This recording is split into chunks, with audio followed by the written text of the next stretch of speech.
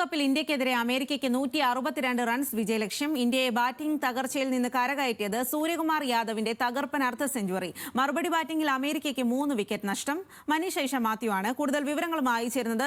മനീഷ്, എന്തായാലും ആദ്യ മത്സരത്തിൽ വലിയ ബാറ്റിംഗ് തകർച്ചയാണ് ആദ്യം ഇന്ത്യ നേരിട്ടത്. എന്തായാലും സൂര്യകുമാർ യാദവ് അതിൽ നിന്നും കരകയറ്റി. ഇനിയിപ്പോൾ അമേരിക്കയുടെ തിരിച്ചടി ഏത് രീതിയിലായിരിക്കും?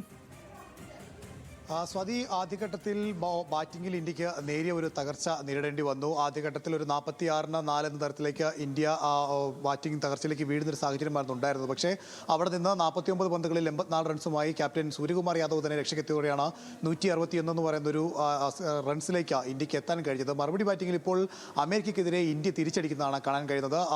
3 ഓവറുകൾ മാത്രം പിന്നിടുമ്പോൾ 3 വിക്കറ്റുകൾ ഇതിനോടകം തന്നെ അമേരിക്കയുടെ പിഴുതു കഴിഞ്ഞിരിക്കുന്നു. ഓപ്പണർമാരെ അമേരിക്കയ്ക്ക് നഷ്ടമായി കഴിഞ്ഞിരിക്കുന്നു. ഹർഷിത് ക്ക് പകരം ടീമിലെത്തിയ സിറാജാണ് കൂടുതൽ അപകടകാരിയായി 2 വിക്കറ്റുകൾ ഇതിനോടൊപ്പം തന്നെ സ്വന്തമാക്കിയിരിക്കുന്നത്. നോക്കുകയാണെങ്കിൽ ബാറ്റിംഗിൽ ഇന്ത്യക്ക് നേരിയൊരു തകർച്ച മുൻനിരയ്ക്ക് നേരിട്ടെങ്കിൽ പോലും ബോളിംഗിൽ ശക്തമായ ഒരു തിരിച്ചുവരവാണ് ഇന്ത്യ കാഴ്ചവെച്ചുകൊണ്ടിരിക്കുന്നത്.